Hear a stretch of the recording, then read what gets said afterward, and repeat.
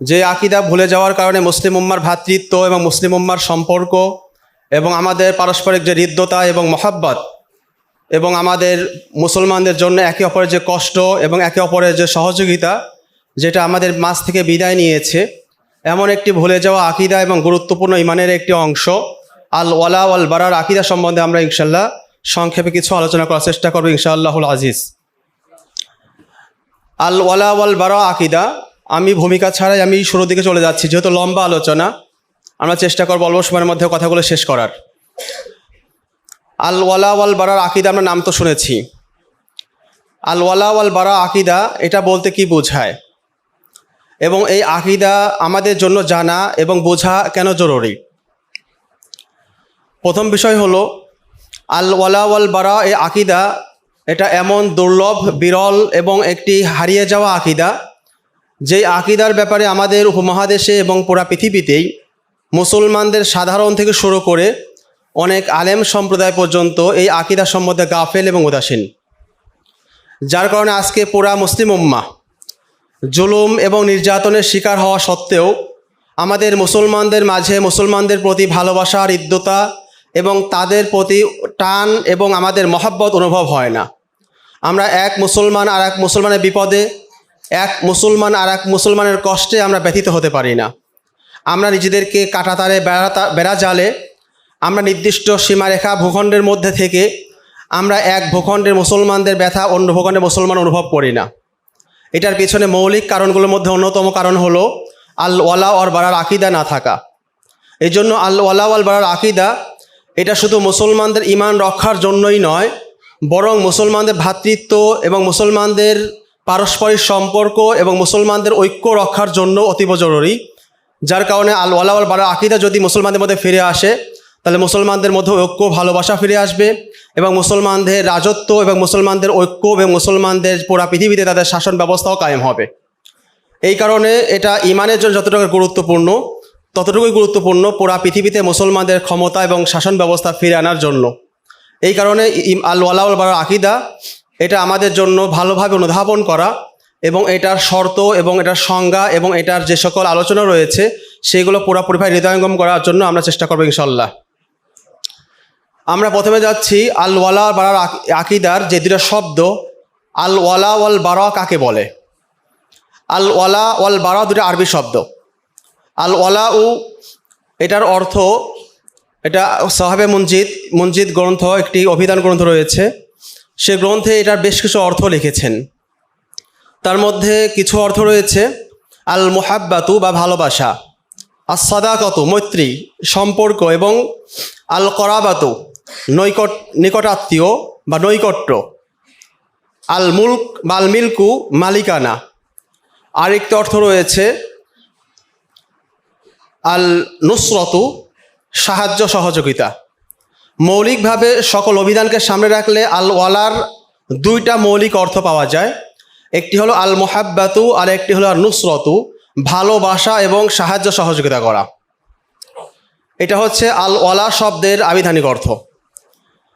আল ওয়ালা শব্দের পারিভাষিক অর্থ হলো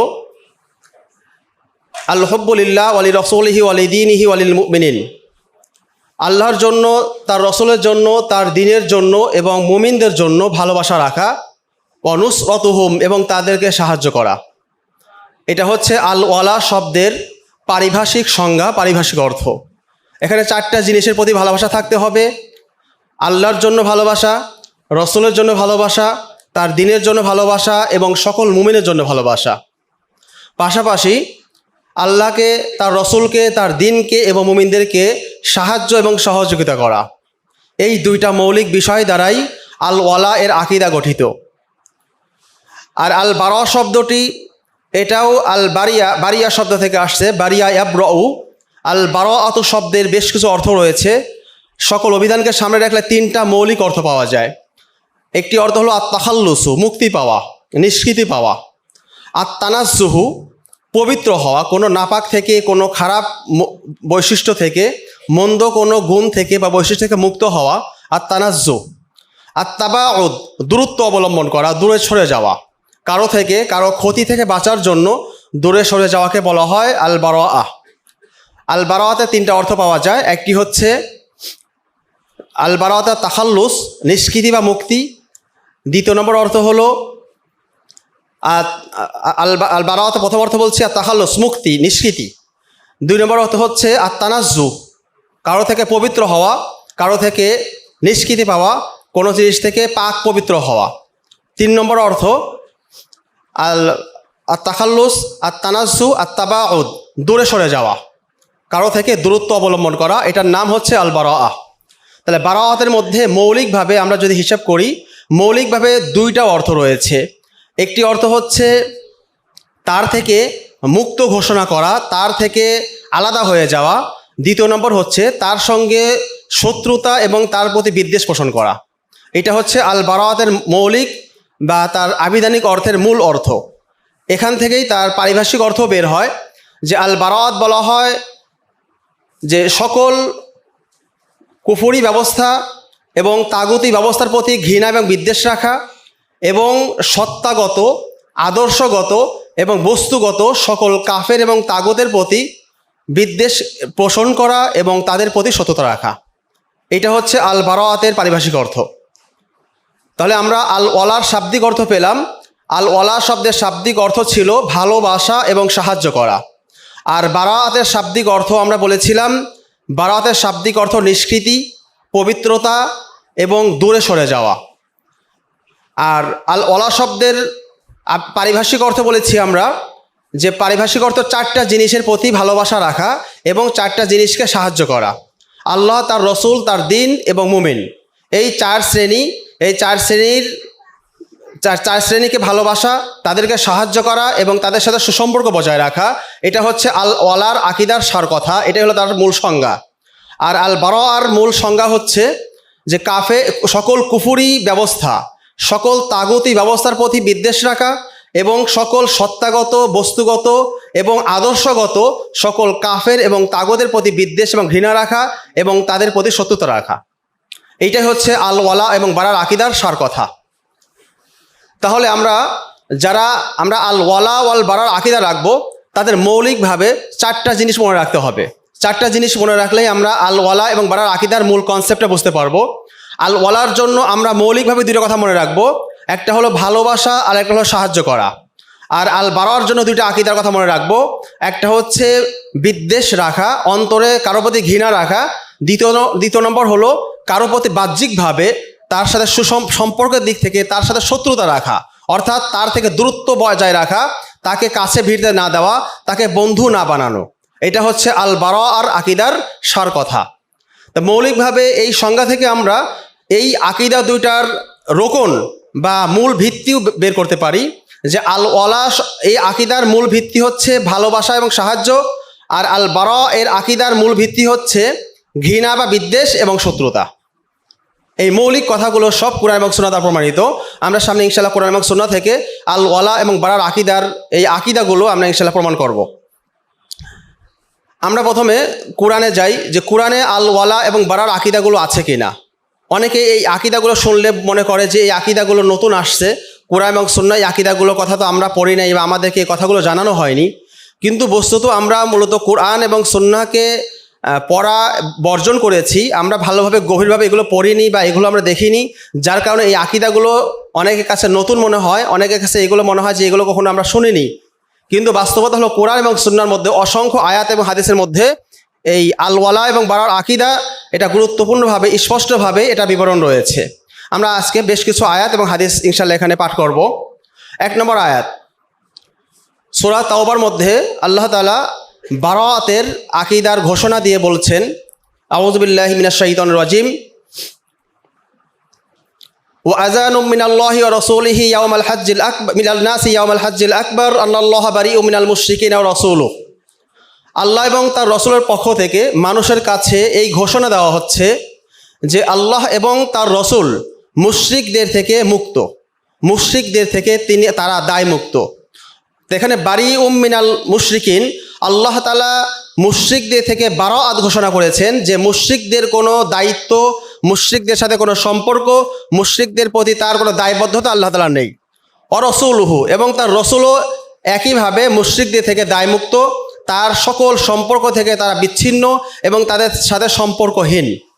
তো এই আয়াতের মধ্যে সুস্পষ্টভাবে আল্লাহ এবং তার রসুল সাল্লাল্লাহু আলাইহি ওয়াসাল্লাম মুশরিকদের থেকে বারাআত ঘোষণা করেছেন। এরপর আমরা যদি সাইয়্যিদনা নবী ইব্রাহিম আলাইহিস সালাতু ওয়াস সালামের ঘোষণার দিকে তাকাই, তাহলেও দেখা যায় কোরআনের মধ্যে সুস্পষ্টভাবে তিনি তার কওমের কাফের সম্প্রদায় থেকে তিনি বারাআত ঘোষণা করেছেন। আয়াতের মধ্যে ইরশাদ হয়েছে, কদ কানাত লাকুম উসওয়াতুন হাসানাতুন ফি ইব্রাহিম ওয়াল্লাযীনা মাআহু, যে নিঃসন্দেহে তোমাদের জন্য উত্তম আদর্শ রয়েছে ইব্রাহিম আলাইহিস সালাম এবং তার সঙ্গী সাথীদের মধ্যে।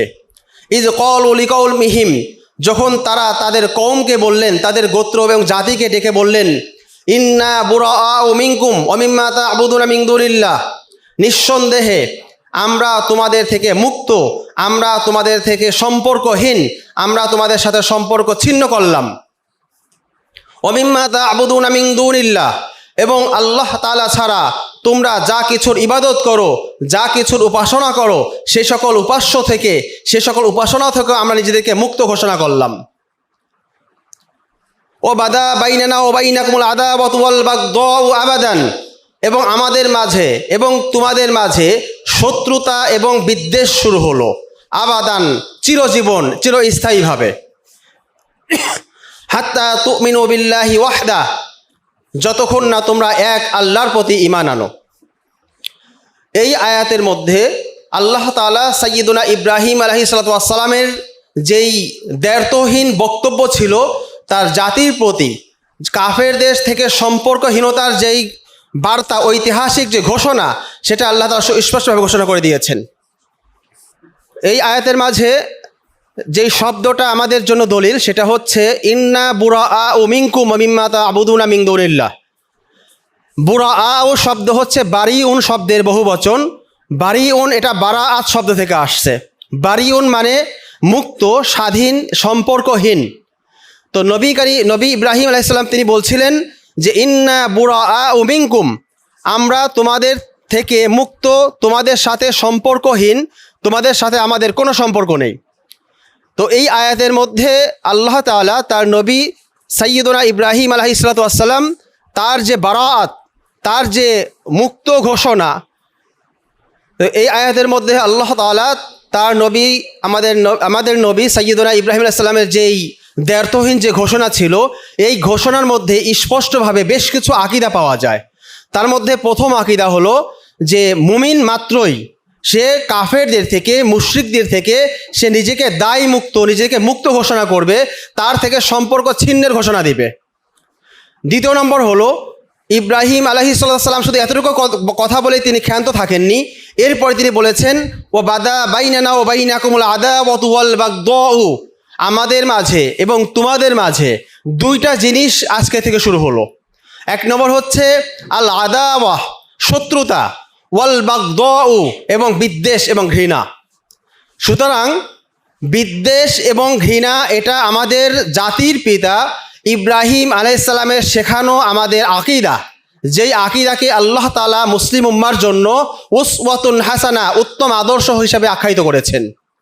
এই জন্য কোনো মুসলমান যদি মনে করে যে আমি অসাম্প্রদায়িক, আমার মনে কারোর প্রতি ঘৃণা নেই, কারোর প্রতি বিদ্বেষ নেই, আমার পুরা সকল মানব জাতি, সকল মানুষ এক এবং সমান, সবার প্রতি আমার ভালোবাসা এবং হৃদ্যতা রয়েছে, তাহলে সে নামে মুসলমান হলেও প্রকারান্তরে সে ইব্রাহিম আলাইহিস সালামের এই আকীদার বিরোধী এবং সে ইসলামী আকীদার সাথে সাংঘর্ষিক আকীদায় সে বিশ্বাসী। এই জন্য কোনো ব্যক্তি যদি মুসলমান হতে হয়, কোনো ব্যক্তি যদি সাইয়্যিদুনা ইব্রাহিম আলাইহিস সালামের আদর্শে আদর্শবান হতে হয়, তাহলে তাকে এই দুইটা ঘোষণা দিতে তাকে বাধ্য থাকবে। এক নম্বর হচ্ছে সে সকল কাফের মুশরিক থেকে নিজেকে বারাআত ঘোষণা করবে, সবার থেকে সম্পর্ক ছিন্ন করবে। পাশাপাশি এই ঘোষণাও দিয়ে দিবে যে তোমাদের মাঝে এবং আমাদের মাঝে আদাওয়াত ওয়াল বাগদা, শত্রুতা এবং বিদ্বেষ থাকবে। কতক্ষণ পর্যন্ত? হাত্তা তুমিনু বিল্লাহি ওয়াহদা, যতক্ষণ না তোমরা এক আল্লাহর প্রতি ঈমান আনবে। সুতরাং মুমিন হওয়ার আগ পর্যন্ত কোনো কাফেরের প্রতি, কোনো মুশরিকের প্রতি আমাদের অন্তরের মধ্যে কোনো ধরনের ভালোবাসা রাখা যাবে? এই আকীদা আমাদের অন্তরে প্রথিত করে ফেলতে হবে, গ্রথিত করে ফেলতে হবে, যেন আমাদের অন্তরের মধ্যে কখনো এইরকম সেকুলারদের কথায় আমরা প্রভাবিত হয়ে আমরা যেন এমন কথা না বলে বসি যে আমরা উদার মনের মানুষ, আমরা অসাম্প্রদায়িক মানুষ, আমাদের অন্তরে কারোর প্রতি কোনো বিদ্বেষ নেই, কারোর প্রতি কোনো ঘৃণা নেই, আমরা অসহিংস মানুষ।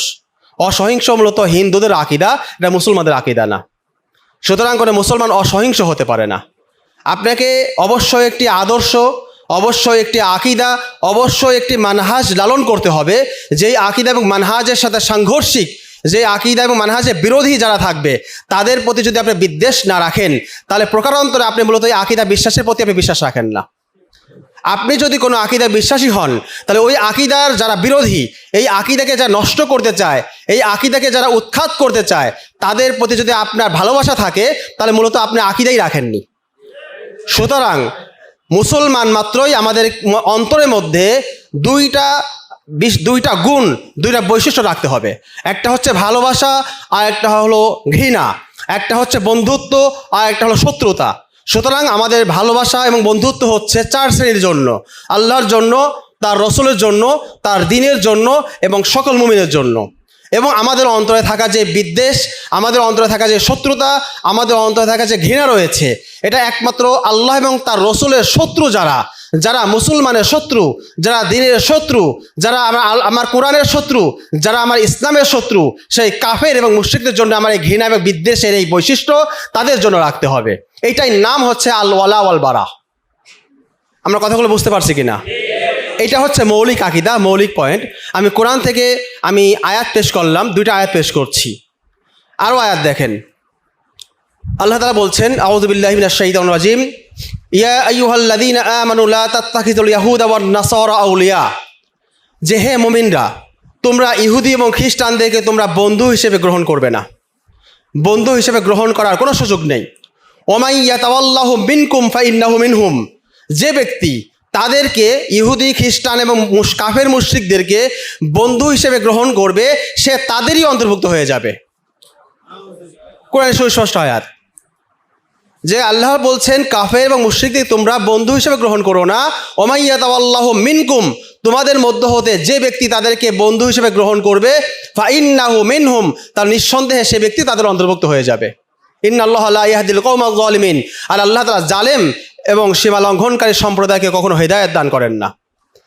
এজন্য আমরা মুমিনদেরকে ভালো না বেশে যদি কাফেরদেরকে ভালোবাসি, তাহলে আমরা সীমা লঙ্ঘনকারী হয়ে যাব। আর আল্লাহ তাআলা বলছেন সীমা লঙ্ঘনকারীদেরকে আল্লাহ তাআলা কোনো হেদায়েত দিবেন না। এই ধরনের অসংখ্য আয়াত বলা যাবে, যে আয়াতগুলো থেকে স্পষ্টভাবে বোঝা যায় যে মুমিনদেরকে ভালোবাসা এবং কাফেরদের সাথে শত্রুতা রাখা, এটাই হলো মুমিনদের ঈমানের দাবি। এই দাবিটাকেই আমরা বলছি আল ওয়ালা ওয়াল বারার আকিদা। এরপর আমরা হাদিসে দেখি, কোরআন থেকে আমি বেশ কিছু আয়াত বললাম, এরপর আমরা হাদিস থেকে কিছু হাদিস পড়ি।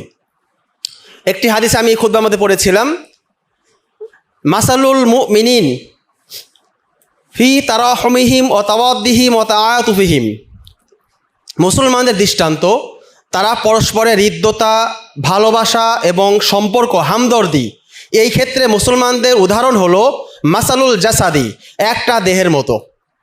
একটা দেহের মতো কিভাবে?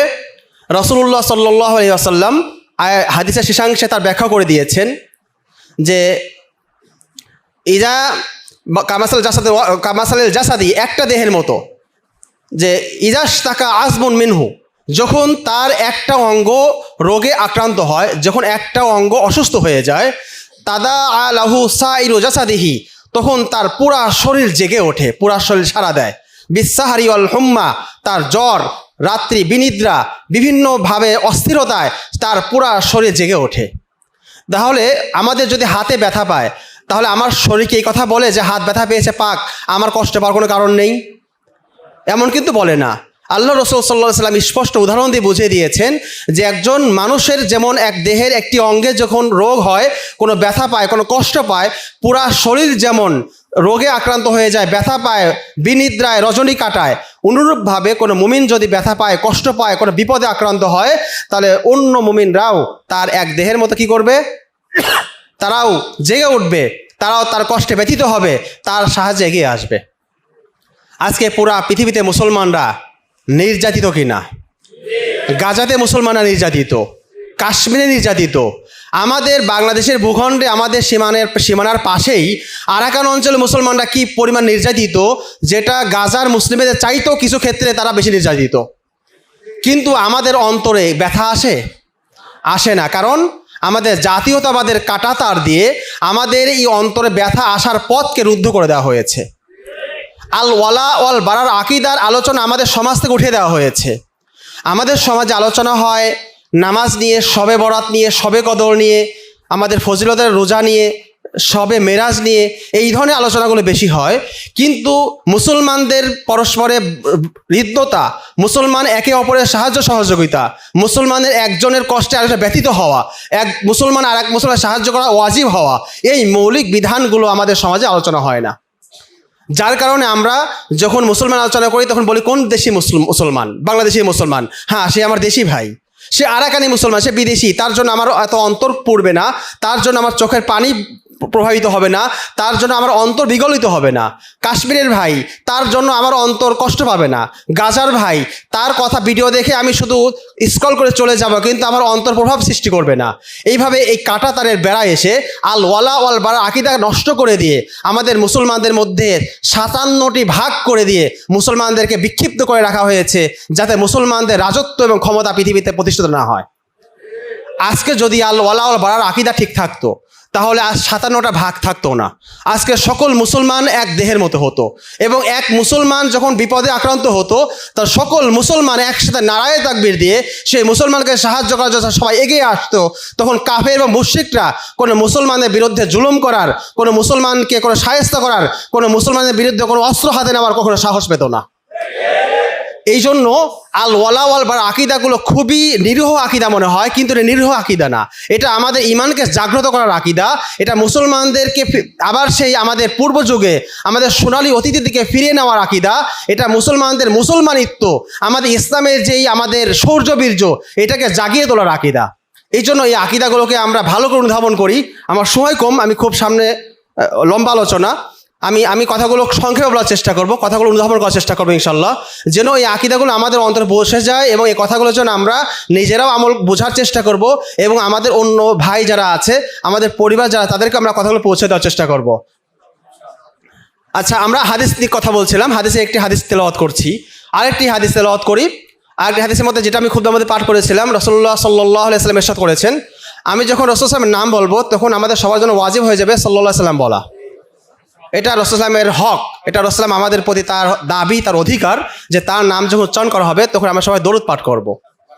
তো রাসূলুল্লাহ সাল্লাল্লাহু আলাইহি ওয়াসাল্লাম ইরশাদ করেছেন যে লা তাদখুলুনাল জান্নাহ, তোমরা জান্নাতে প্রবেশ করতে পারবে না, হাত্তা তুমিনু, যতক্ষণ না তোমরা মুমিন হবে, ওয়ালা তুমিনু হাত্তা তাহাব্বু, আর তোমরা মুমিন হতে পারবে না যতক্ষণ না একে অপরকে ভালোবাসবে। দেখেন, আল ওয়ালা ভালোবাসা, এটা কিন্তু ইমানের জন্য শর্ত। রাসূলুল্লাহ সাল্লাল্লাহু আলাইহি ওয়াসাল্লাম বলছেন ওয়ালা তুমিনুনা হাত্তা তাহাব্বু, আর তোমরা মুমিন হতে পারবে না যতক্ষণ না তোমরা একে অপরকে ভালোবাসবে।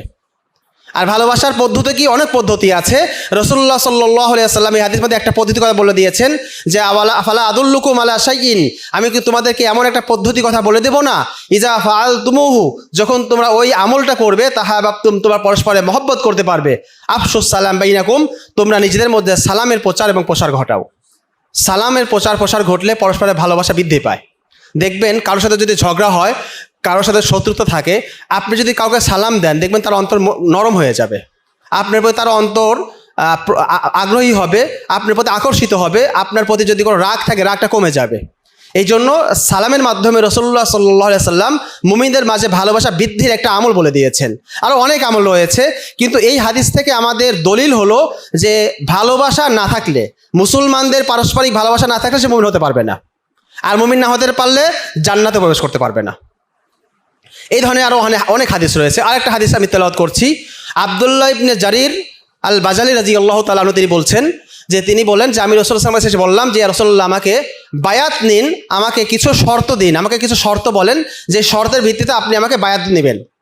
তো রাসূলুল্লাহ সাল্লাল্লাহু আলাইহি ওয়াসাল্লাম তাকে বললেন যে উবাইউকা, আমি তোমাকে বায়াত নিচ্ছি, আলা আনতা আবুদাল্লাহ, এই শর্তে যে তুমি আল্লাহর ইবাদত করবে, লা তুশরিকু বিহি শাইয়া, আল্লাহ তাআলার সঙ্গে কাউকে শিরক করবে না, শরিক করবে না, ওয়া তুকিমাস সালাহ, নামাজ প্রতিষ্ঠা করবে, ওয়া তুতিয়াজ যাকাত, এবং জাকাত আদায় করবে।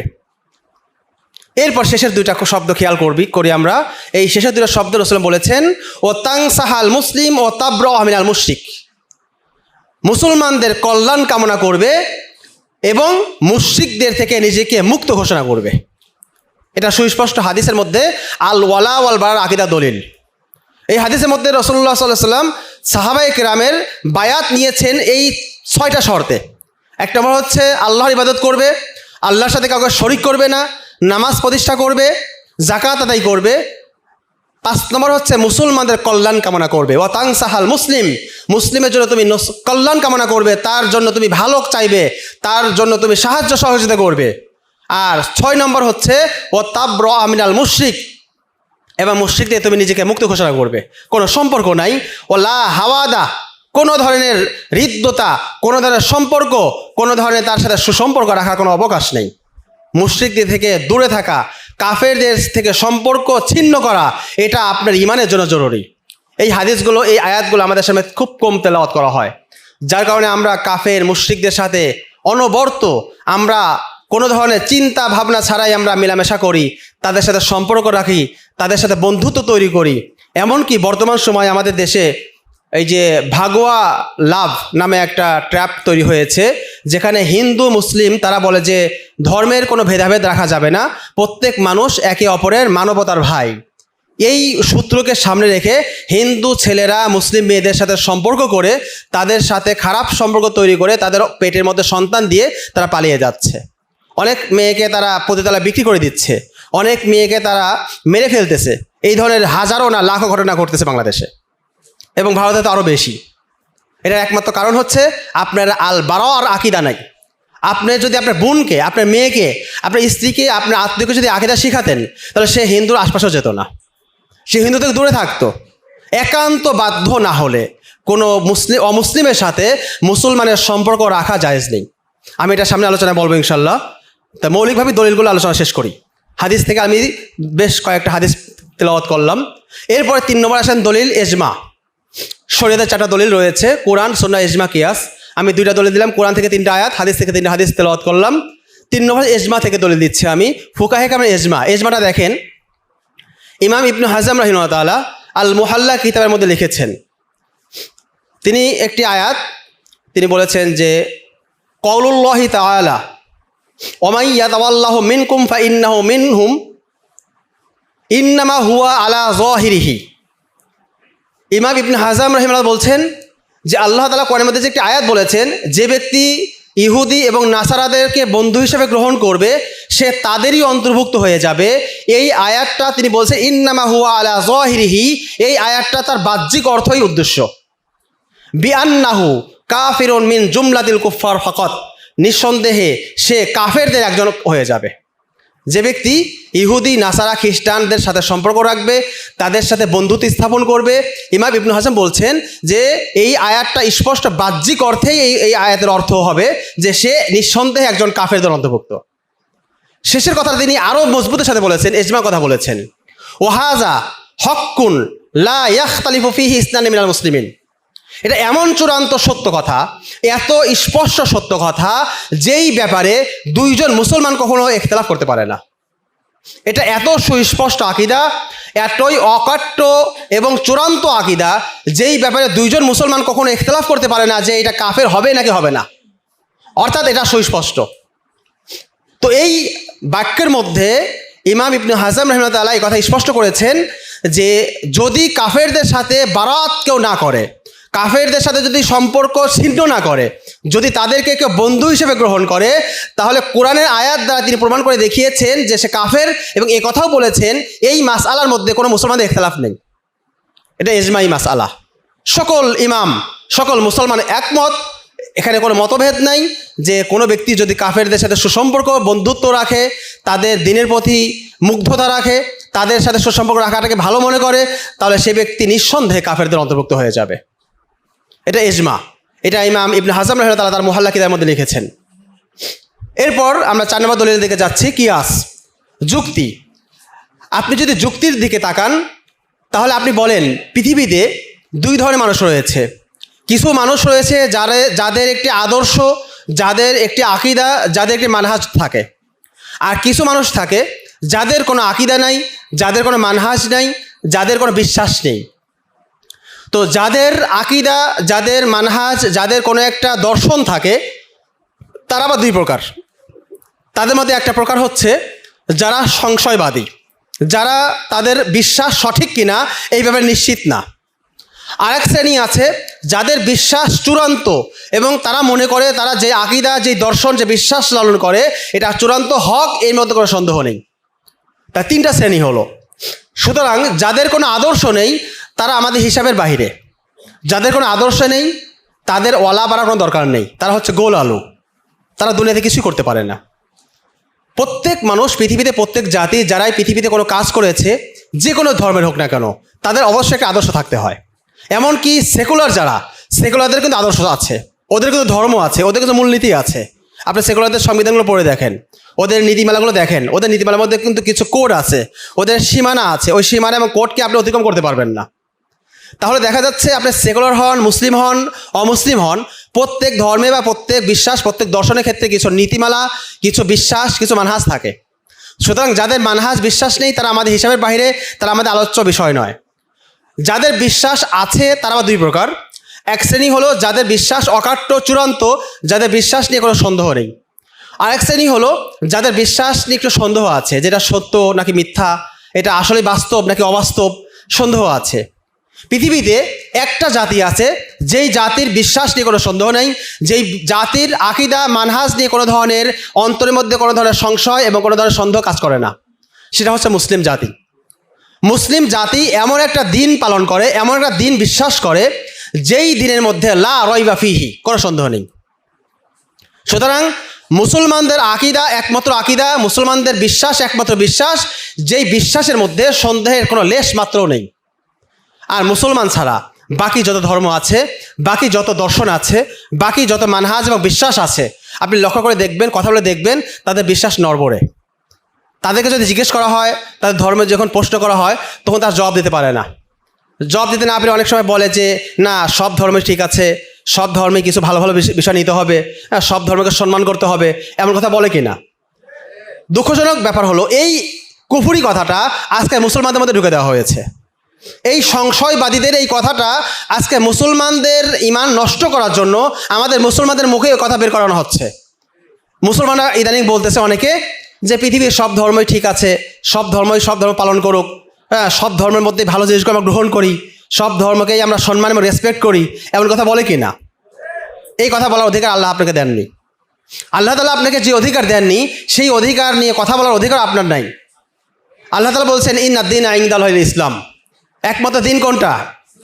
তা আপনি যদি ইসলামকে বিশ্বাস করে থাকেন, আপনার বিশ্বাসে অকাট্য হয়ে থাকে, আপনার বিশ্বাসে চূড়ান্ত হয়ে থাকে, তাহলে আপনি কিভাবে এই মুখে একই কথা, একই মুখে বলছেন যে ইসলাম একমাত্র দিন, আবার একই মুখে বলছেন যে ইসলাম ছাড়া বাকি ধর্মও সত্য হতে পারে, বাকি ধর্মের মধ্যেও ভালো কথা থাকতে পারে, বাকি ধর্মের মধ্যেও বাকি ধর্মের প্রতি আমরা সম্মান এবং শ্রদ্ধা রাখবো, এই কথা আপনার মুখ দিয়ে কীভাবে বের হয়?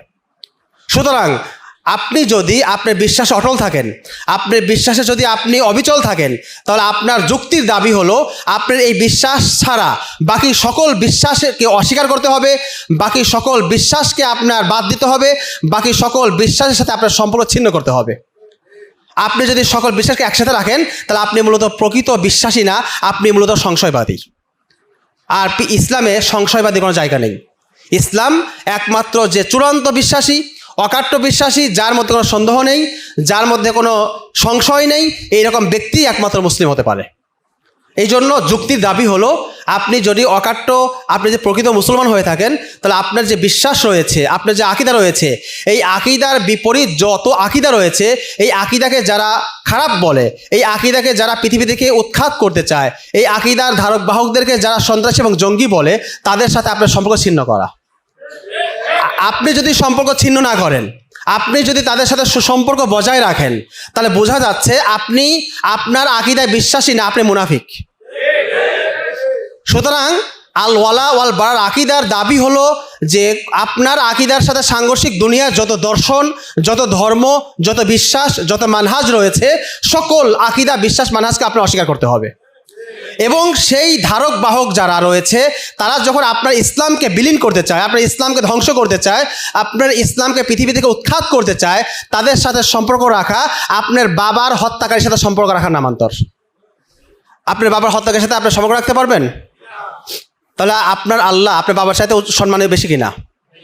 তো আপনার রব, আপনার আল্লাহ, যার দিন আল্লাহ তাআলা আমাদেরকে আমানত হিসেবে দিয়েছেন, সেই রবের দিনকে যারা অপছন্দ করে, যেই রবকে যারা অস্বীকার করে, যেই রবের যারা বিরোধিতা করে, তাদের সাথে সম্পর্ক রাখা এটাকে যুক্তির দাবি না অযৌক্তিক? এটাই হলো যুক্তির কথা, যে আমরা যুক্তির নিরিখেও বলতে পারি যে আল ওয়ালা ওয়াল বারা আকীদা থাকা মুসলমানদের জন্য জরুরি। এই জন্যই যে আমার বিশ্বাসে আমি বিশ্বাসী। আমি যদি আমার আকীদায় বিশ্বাসী হয়ে থাকি, তাহলে অবশ্যই যুক্তির দাবি হলো আমার এই বিশ্বাসের সাথে সাংঘর্ষিক যত বিশ্বাস রয়েছে সব অস্বীকার করতে হবে, এবং আমার বিশ্বাসের সাথে সাংঘর্ষিক যত বিশ্বাসী রয়েছে তাদের সাথে সম্পর্ক ছিন্ন করতে হবে।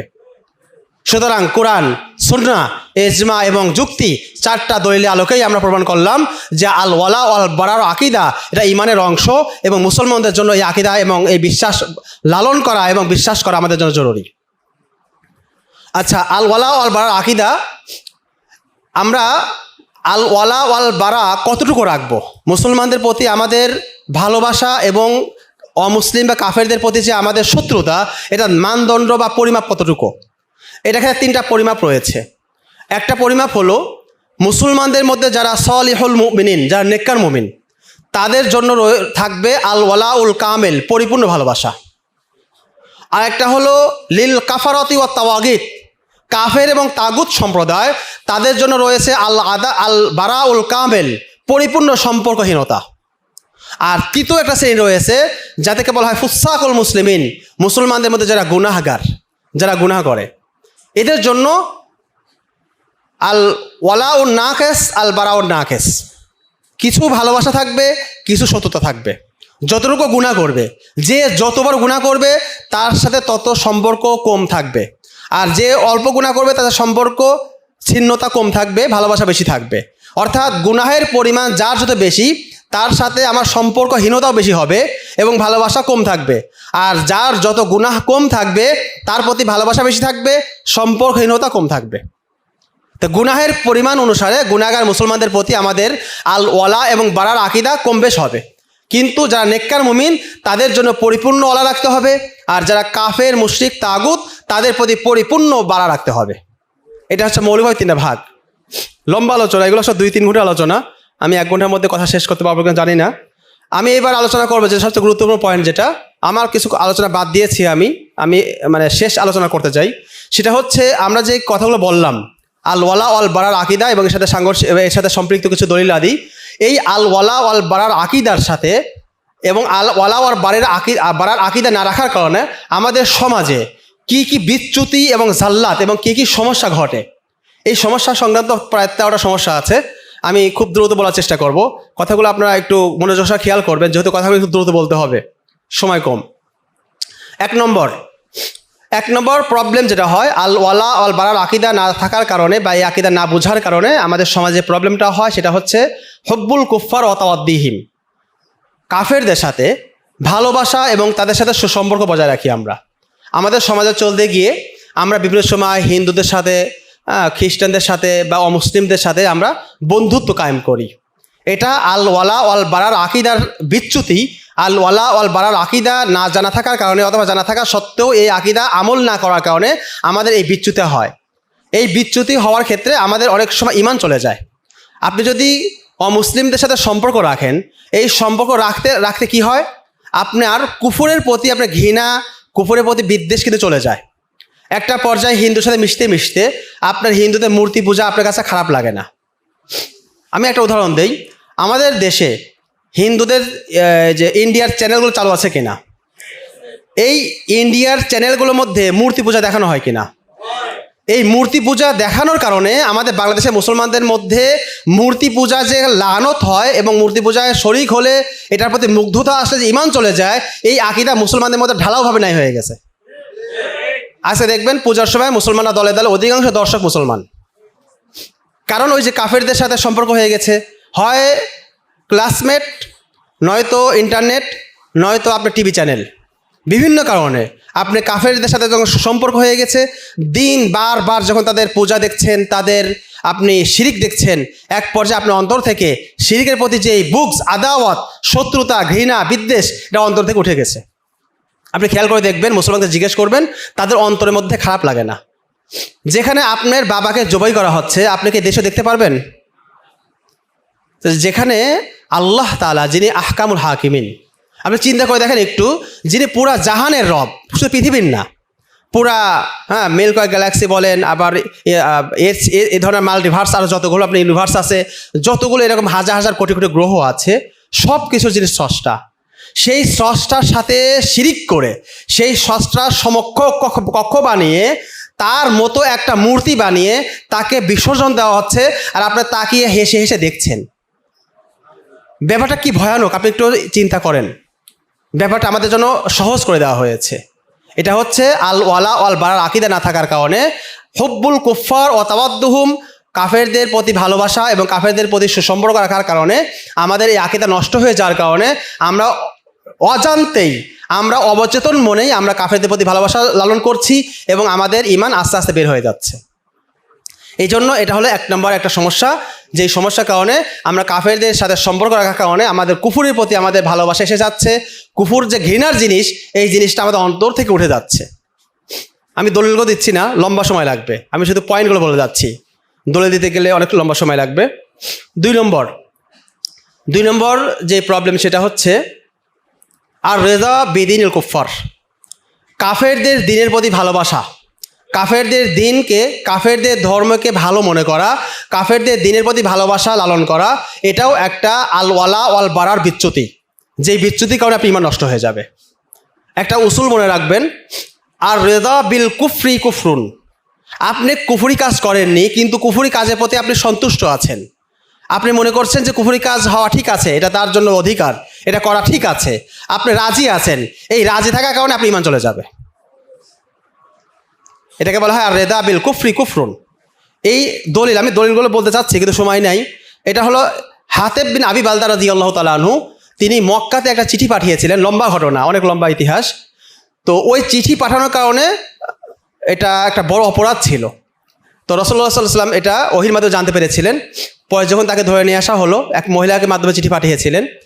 তো তখন হাতিব বিন আবু বালতা রাদিয়াল্লাহু তাআলা আনহুর বিরুদ্ধে ওমর রাদিয়াল্লাহু তাআলা দাঁড়িয়ে গেলেন, বললেন যে ইয়া রাসূলুল্লাহ, একে আমাকে হত্যা করার সুযোগ দেন, এ তো মুসলমানদের সাথে গাদ্দারি করেছে। তখন রাসূলুল্লাহ বললেন, থামো, আগে তার বক্তব্য শুনি। তো তার বক্তব্য যখন জিজ্ঞেস করা হলো, তখন তিনি তার ওজর পেশ করলেন, যে তার একটা ওজর ছিল, ওজরের কারণে তিনি এই চিঠি প্রেরণ করেছিলেন। কিন্তু এই হাদিসের শেষ অংশে তিনি বলেছিলেন যে ইয়া রাসূলুল্লাহ, মা ফাআলতু যালিকা কুফরান ওয়ালা ইরতিদাদান ওয়ালা রেজান বিল কুফরি, আমি এই কাজটা, আমি যে গাদ্দারি, যেটা বাহ্যিকভাবে মনে হচ্ছে, এই কাজটা আমি কুফরি করে করি নাই, এটা আমি মুরতাদ হয়ে যাওয়ার কারণে করি নাই, এবং আমি কুফরির প্রতি রাজি আছি এই কারণে করি নাই। এই হাদিস থেকে ফুকাহে কেরাম দলিল পেশ করেছেন যে কুফরির প্রতি রাজি থাকাটা কুফরি কাজ।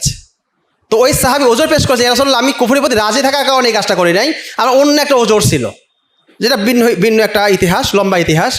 কিন্তু এখানে মূল দলিল হলো যে ওই সাহাবী বারবার নিজে বলতে, ইয়া রাসূলুল্লাহ, যে মা ফাআলতু যালিকা বিরিজাল কুফরি, আমি এটা কুফরের প্রতি সন্তুষ্ট থাকার কারণে এই কাজটা করছি, ব্যাপারটা এমন না। এই জন্য কুফরের প্রতি সন্তুষ্ট থাকলে আপনার ঈমান চলে যাবে। তো এই কাজটা বর্তমান সময়ে অনেক সহজ হয়ে গেছে, মুসলমানদের মধ্যে এই সমস্যাটা ব্যাপক আকার ধারণ করেছে।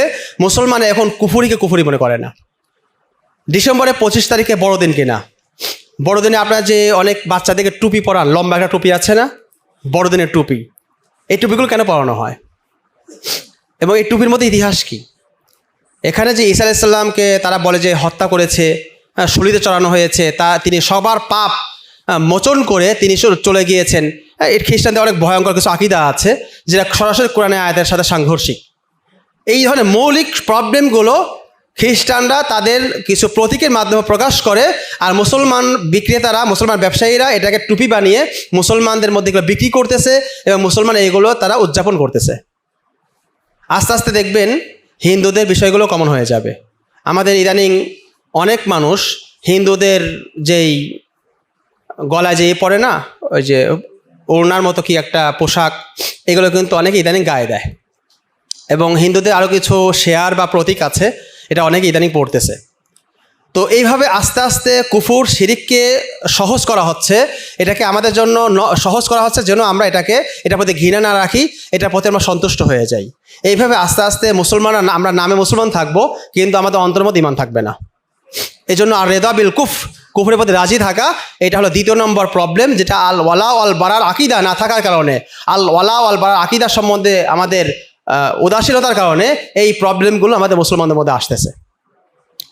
আচ্ছা, তিন নম্বর প্রবলেম হলো এই আয়ানাতুল কুফার আলাল মুসলিমিন, মুসলমানদের বিরুদ্ধে কাফেরদের সাহায্য করা। বর্তমানে মুসলমানদের বিরুদ্ধে কাফেরদেরকে সাহায্য করা হয় কিনা, এবং জাতিসংঘ, যেটা মূলত জাতিসংঘ না, এটা মূলত মুসলিম নিধন সংঘ। এই জাতিসংঘ আপনার যদি ইতিহাস পড়ে দেখেন, আপনার তো ইতিহাস পড়তে হবে। আমরা কিন্তু পড়ুয়া জাতি ছিলাম, আমরা পড়ুয়া জাতি না হয়ে আমরা এখন দেখোয়া জাতি হয়েছি। আমরা ছোটো ছোটো ভিডিও দেখে দেখে অভ্যাস হয়ে গেছে, আমাদের পড়ার অভ্যাস নেই। আমরা একসময় প্রচুর বই পোকা ছিলাম। আপনারা পড়লে অনেক ইতিহাস জানতে পারবেন। আমরা আসলে সব কথা বয়ান করে কথা শেষ করতে পারবো না। এই জাতিসংঘ ইতিহাসগুলো পড়েন, জাতিসংঘ কেন তৈরি করা হয়েছিল, জাতিসংঘের তৈরির পিছনে প্রেক্ষাপট কী ছিল, ওইসব মুসলিম খেলাফা ধ্বংস করার পর কী ঘটনা ঘটেছিল, এইগুলো বলতে গেলে আর একটা লম্বা ইতিহাস হয়ে যাবে। এই জন্য জাতিসংঘ তারা মুসলমানদের দেশ থেকে বর্তমান সেনাবাহিনীকে নিয়ে যায় কিনা, কোথায় নিয়ে যায় জানেন? মুসলমানদের হত্যা করার জন্য। এবং আফ্রিকাতে যে সমস্ত অঞ্চলে নিয়ে যাওয়া হয়, এখানে মূলত ডাকাতদেরকে হত্যা করা হয় না। বেশিরভাগ জায়গায় অনেক সময় যারা ইসলাম প্রতিষ্ঠার জন্য যারা লড়াই করতেছে, যারা ইসলামের জন্য যারা কাজ করতেছে, এদের বিরুদ্ধে এই মুসলিম দেশের সেনাবাহিনীদেরকে নিয়ে গিয়ে তাদেরকে বিভিন্ন টাকা পয়সা ডলার দিয়ে তাদেরকে মুসলমানদের বিরুদ্ধে অস্ত্র ধরতে বাধ্য করছে। তো ইয়ানাতুল কুফার আলাল মুসলিমিন, কাফেরদেরকে মুসলমানদের বিরুদ্ধে সাহায্য করা কেন করতেছে?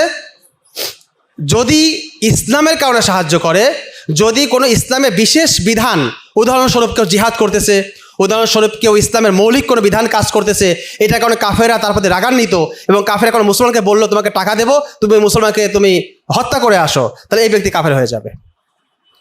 আর যদি কোনো জাগতিক কারণে, যদি কোনো মুসলমানের প্রতি বিদ্বেষ নাই, ইসলামের প্রতি কোনো বিদ্বেষ নাই, জিহাদের প্রতি কোনো অ্যালার্জি নেই, এমনি কোনো দুনিয়াবি কোনো কারণে যদি দুনিয়াবি লোভের কারণে কাজটা করে, তাহলে কাজটা হারাম হবে। কিন্তু যদি ইসলামের বিরোধিতা করতে গিয়ে, মুসলমানদের বিরোধিতা করতে গিয়ে, অথবা ইসলামের কোনো বিধান, উদাহরণস্বরূপ জিহাদ ইত্যাদি, এই ধরনের কোনো বিধানের বিরোধিতা করতে গিয়ে যদি কোনো ব্যক্তি মুসলমানদের বিরুদ্ধে কাফেরকে সাহায্য করে, তাহলে এটা তার ঈমান ভঙ্গের কারণ হয়ে যাবে। বর্তমান সময় এটা মুসলমানদের দেশের মধ্যে এটা অ্যাভেলেবেল কিনা, এটা কিন্তু ব্যাপক। এই ব্যাপারটা আমাদের সতর্ক করতে হবে, আমাদের ভাইদেরকে জানাতে হবে যে এই কাজটা মুসলমানদের মধ্যে জন্য জায়েজ নেই, মুসলমানদের জন্য এই কাজটা করার সুযোগ নেই। দলিল শুনবেন, দলিল দেখেন, কতগুলো দলিল শুনবেন। ইন্নাল্লাযীনা তাওয়াফাহুমুল মালাইকাতু যালিমি আনফুসিহিম, নিশ্চয় যে সকল ফেরেশতারা তাদের যখন জান কবজ করেন, যে সকল মুসলমানরা নিজেদের উপরে জুলুম করেছিল, নিজেদের উপরে যারা জুলুম করেছিল, তো তখন ফেরেশতারা বলেন কলু ফীমা কুনতুম, তখন তারা বলেন যে তোমরা কোন অবস্থায় ছিলে? কলু কুন্না মুস্তাদআফিনা ফিল আরদ, তারা বলে আমরা তো জমিনে আমরা অসহায় ছিলাম, আমরা দুর্বল ছিলাম। তখন ফেরেশতা তাদেরকে বলবেন কলু আলাম তাকুন আরদুল্লাহি ওয়াসিআহ, আল্লাহর জমিন কি প্রশস্ত ছিল না? ফাতুহাজিরু ফিহা, যাতে তোমরা ওখানে হিজরত করতে। ফাউলাইকা মাওয়াহুম জাহান্নাম ওয়া সাআত মাসীরা, আর তাদের স্থান হবে জাহান্নাম, আর এটা অত্যন্ত নিকৃষ্ট আবাস স্থল। এই আয়াতের মধ্যে কাদের কথা বলা হয়েছে জানেন? এই আয়াতের মধ্যে বলা হয়েছে স্বয়ং রাসূলুল্লাহ সাল্লাল্লাহু আলাইহি ওয়াসাল্লামের আত্মীয়দের কথা বলা হয়েছে, সাহাবায়ে কেরামের আত্মীয়দের কথা বলা হয়েছে, যারা মুসলমানদের পক্ষে ছিল। এমনকি কেউ কেউ মনে মনে মুসলমান হয়ে গিয়েছিল, কিন্তু মক্কায় রয়ে গিয়েছিল, রাসূল সাল্লামের সাথে হিজরত করতে পারে নাই বা করে নাই। কিন্তু তারা কি করেছে? বদরের যুদ্ধে যখন আবু জাহাল যখন সকল মানুষদেরকে যুদ্ধে নিয়ে আসার জোর করতেছিল, তখন এই সকল লোকদেরকেও সে নিয়ে আসছিল। তারা এসে বদরের যুদ্ধে এসে মুসলমানদের বিরুদ্ধে অস্ত্র ধারণ করেছিল। এদের মধ্যে যারা মারা গিয়েছে তারা কাফের। আর যারা যুদ্ধবন্দী হয়েছিল তাদের ব্যাপারে যুদ্ধবন্দীদের যে বিধান, সেই বিধান কার্যকর হয়েছিল। এমনকি ওমর রাদিয়াল্লাহু তাআলা এই কথা বলেছিলেন যে ইয়া রাসূলুল্লাহ, যারা বন্দী হয়েছে তাদেরকে আমার হাতে ছেড়ে দেন, আমি এদেরকে হত্যা করে দেই। এবং পরবর্তীতে আল্লাহ তাআলা ওমর রাদিয়াল্লাহু তাআলার এই কথাকে সাপোর্ট করেছেন যে এটাই সঠিক, যে মুসলমানরা কাফেরদের বিরুদ্ধে অত্যন্ত কঠোর থাকবে। আশিদ্দা ওয়ালাল কুফার রুহামা বাইনাহুম, যে কাফেরদের প্রতি কঠোর থাকবে আর মুমিনদের প্রতি নরম দিল থাকবে। তো এই জন্য দেখেন যে মক্কার ওই সকল লোকেরা তারা কিন্তু ইচ্ছাকৃতভাবে আসে নাই, তারা কিন্তু কোনো দুনিয়াবি লোভে আসে নাই, বাধ্য হয়ে আসছিল। কিন্তু আল্লাহ তাআলা তাদের ব্যাপারে আয়াত নাজিল করেছেন যে এরা জালেম, এবং এদেরকে মৃত্যুর সময় ফেরেশতারা বলবেন যে তোমরা কেন হিজরত করে যাও নাই। সুতরাং আজকে তোমাদের অবস্থা কি হবে? ফাউলাইকা হুম জাহান্নাম, তোমাদের অবস্থা হবে জাহান্নাম। খুব ভয়ঙ্কর আয়াত এগুলো কিন্তু বুঝতে হবে আমাদের। 3 নম্বর যে বিচ্যুতি বলছি আমি, যে কাফেরদেরকে মুসলমানদের বিরুদ্ধে সাহায্য করা। 4 নম্বর ইতাআতুল কুফফার মুতলাকান, কাফেরদেরকে আনুগত্য করা, কাফেরদের কথা উঠা বসা করা। বর্তমান সময় আমাদের দেশে আছে কিনা? আমেরিকার কথা ওঠে কিনা? হ্যাঁ, দিল্লির কথা ওঠে কিনা? তো দিল্লি, বেইজিং এবং ওয়াশিংটন এদের কথা উঠা বসা এবং প্রত্যেকটা কথায় তারা জি হুজুর বলার মতো লোক বাংলাদেশে এখন অনেক। রাজনৈতিক দল থেকে শুরু করে সাধারণ কর্মী পর্যন্ত অনেক মানুষ এখন ইদানিং তারা ইসলামী উগ্রবাদ খুঁজে পাচ্ছে নাকি বাংলাদেশে। ইসলামের কথা বললে এটা যদি উগ্রবাদ হয়, নাউজুবিল্লাহ, তাহলে প্রথম উগ্রবাদী হবেন রাসূলুল্লাহ সাল্লাল্লাহু আলাইহি সাল্লাম। এই কথা বলার সাহস আছে তাদের? এই কথা বললে তো ওরা গণপিটুনি খাবে। এই জন্য রাসূল সাল্লাল্লাহু আলাইহি কথা বলে না। আমরা যে কথাগুলো বলছি আমাদের কথা তো রাসূলুল্লাহ সাল্লাল্লাহু আলাইহি ওয়াসাল্লামের সাথে অনেক কম। রাসূলুল্লাহ সাল্লাল্লাহু আলাইহি ওয়াসাল্লাম যেই দাওয়াতগুলো দিয়েছেন আমরা সেই দাওয়াত দেওয়ার সাহস পাই না। আমরা দুর্বল ইমানের লোক। তো রাসূল সাল্লাল্লাহু আলাইহি কথা যদি কপি করে হাদিসগুলো যদি আমি ক্যাসেট করে আজকে মাইকে ছেড়ে দিতাম, এই কথা যদি রাসূল সাল্লাল্লাহু আলাইহি বলতেছে এই কথা না জানে, ওরা বলবে এটা সবচেয়ে বড় উগ্রবাদী।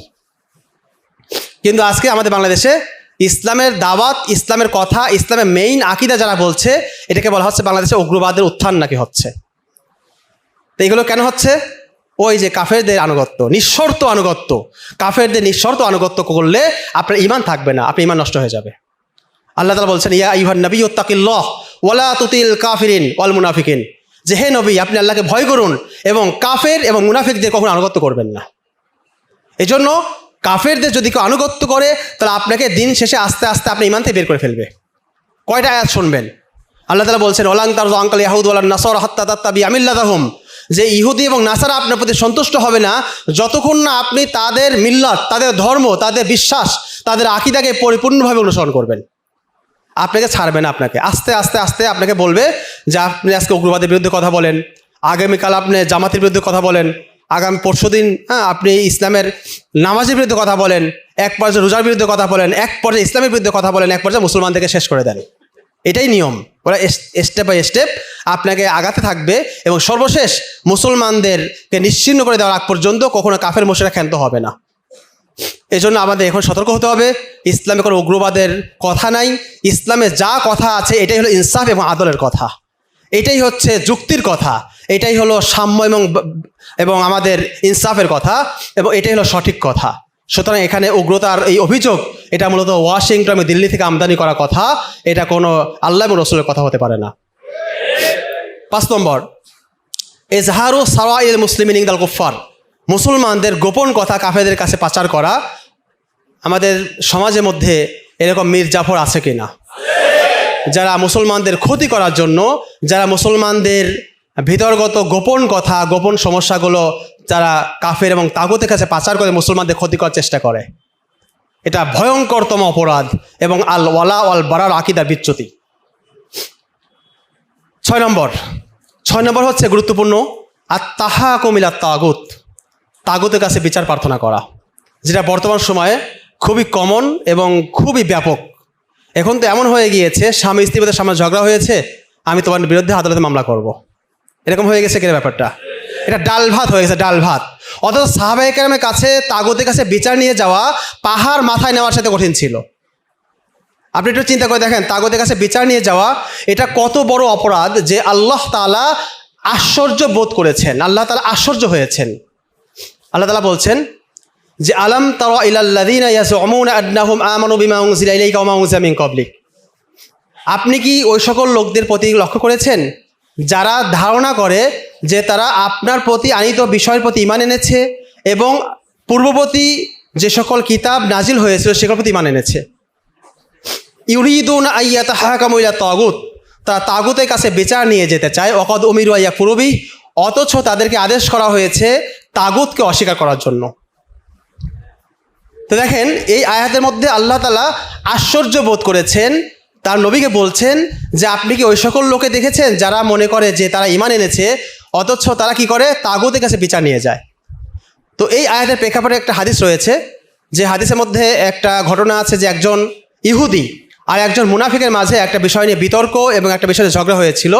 তো তখন ইহুদি বলল যে আমরা এই ঝগড়া মীমাংসার জন্য আমরা তোমাদের নবী মুহাম্মদ সাল্লাল্লাহু আলাইহি সাল্লামের কাছে যাই। কিন্তু মুনাফিক লোকটা বুঝতে পেরেছিল সে তো নাহক ছিল, সে মিথ্যা ছিল। যে সে বললো যে মুহাম্মদ সাল্লাল্লাহু আলাইহি ওয়াসাল্লামের কাছে গেলে তো আমি আমার হক পাবো না, আমি কোথায় যাব? তোমাদের যে নেতা কাব বিন আশরাফ তার কাছে যাব। তো এটা নিয়ে কথা কাটাকাটি হওয়ার পরে এক পর্যায়ে মুনাফিক সে স্বীকার করতে বাধ্য হলো যে না, রাসূলুল্লাহর কাছে যাবে সে। তো যাওয়ার পর রাসূল সাল্লাল্লাহু আলাইহি ওয়াসাল্লাম যখন সব ঘটনা শুনলেন এবং তিনি দেখলেন যে এখানে মুনাফিক লোকটা হলো অন্যায়কারী আর ইহুদি লোকটা হলো সে ন্যায় এবং সে সত্যর পক্ষে আছে, তার হক, সে হক পাবে। তো রাসূলুল্লাহ সাল্লাল্লাহু আলাইহি ওয়াসাল্লাম দেখুন ওই ইহুদির পক্ষে ফয়সালা দিলেন।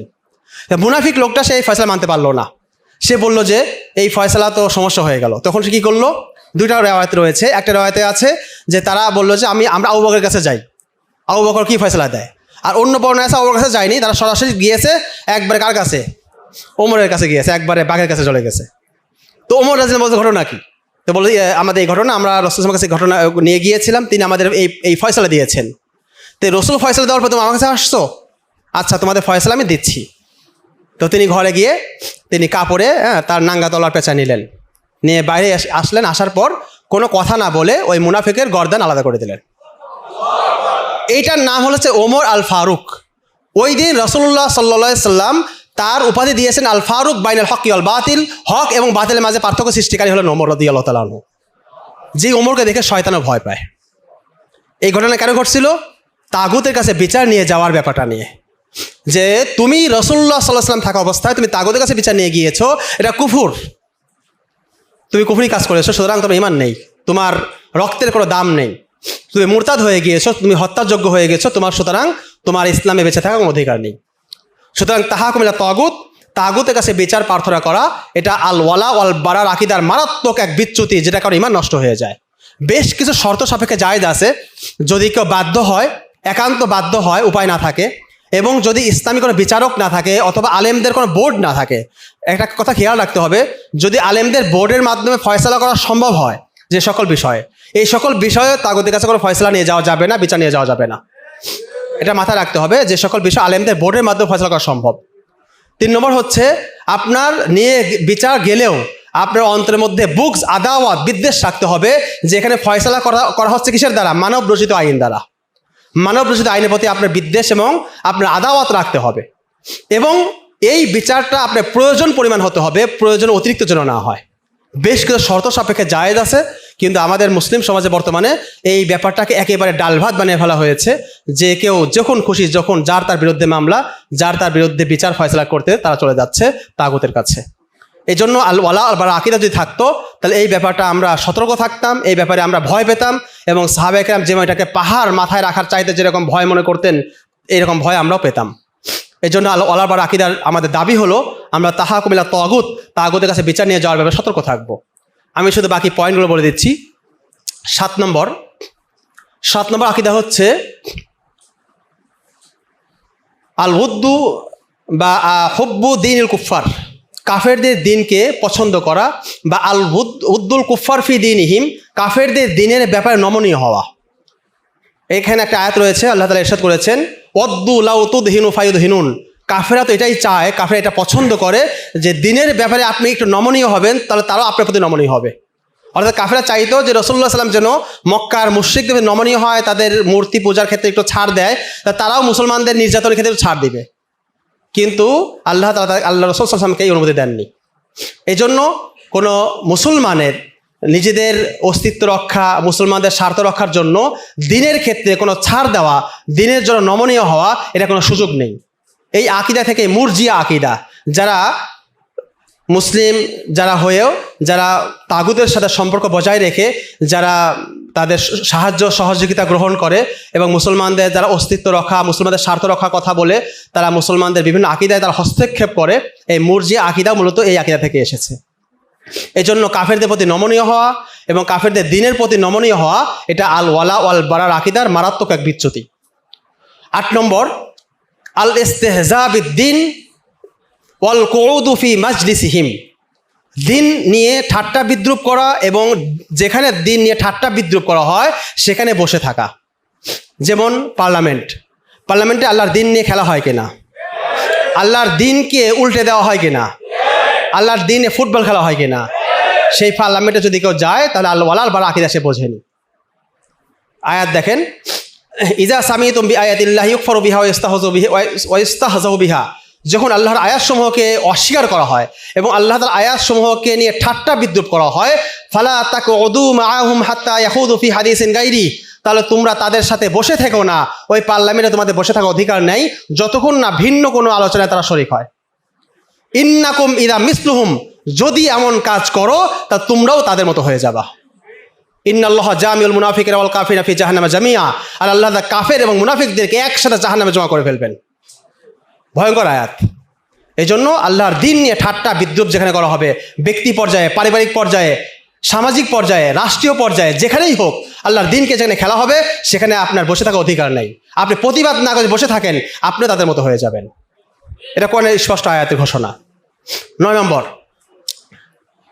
আকীদা হচ্ছে তাইনুল কুফার ফি মানসাবিল মুহিম্মিন, কোন কাফেরকে মুসলমানদের গুরুত্বপূর্ণ কোনো পদে বসানো। আপনি কাফেরকে কর্মচারী বানাতে পারবেন না, এটা গুরুত্বপূর্ণ আকীদা। লম্বা, প্রত্যেকটা আলোচনা লম্বা আলোচনা, আমি শুধু শিরোনাম বলে যাচ্ছি। কোনো কাফেরকে আপনি কর্মচারী বানাতে পারবেন না, রাষ্ট্রীয় পদ তো দূরে থাক, আপনি সাধারণ কর্মচারী বানাতে পারবেন না। ওমর রাদিয়াল্লাহু তাআলার কাছে একবার আবু মুসা রাদিয়াল্লাহু তাআলা বললেন যে, হে আমিরুল মুমিনিন, অমুক একজন খ্রিস্টান, সে একজন ভালো লেখক, তাকে আমি আমার কর্মচারী নিয়োগ করতে চাচ্ছি। তো ওমর রাদিয়াল্লাহু তাআলা বললেন যে না, এটা তোমার জন্য জায়েজ নয়। কিভাবে জায়েজ হয়? অথচ আল্লাহ তাআলা বলেছেন যে ইয়া আইয়ুহাল্লাযিনা আমানু লা তাত্তাখিযুল ইয়াহুদা ওয়ান নাসারা আউলিয়া, যে হে মুমিনরা, তোমরা ইহুদি নাসারাদেরকে তোমার বন্ধু হিসেবে গ্রহণ করো না, এটা তোমাদের জন্য কখনো জায়েজ হবে না। তারপর তিনি শেষে বললেন, ইন্নী লা উকরিমুহুম ইজা আহানাহুমুল্লাহ, আমি তাদেরকে কখনো সম্মানিত করবো না যখন আল্লাহ তাদেরকে লাঞ্ছিত করেছেন। ওয়ালা উইজ্জুহুম ইজা আযাল্লাহুমুল্লাহ, আল্লাহ তাদেরকে অপদস্থ করেছেন, তাদেরকে আমি কোনো ইজ্জত দেব না।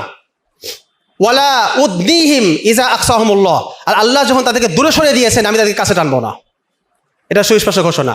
কোরআনের মধ্যে আল্লাহ তাআলা বলেছেন, ওয়ালা ইয়াজআলাল্লাহু লিল কাফিরিনা আল মুমিনিনা সাবিলা, আল্লাহ তাআলা কাফেরদেরকে মুমিনদের উপর কোনো কর্তৃত্ব দান করেননি।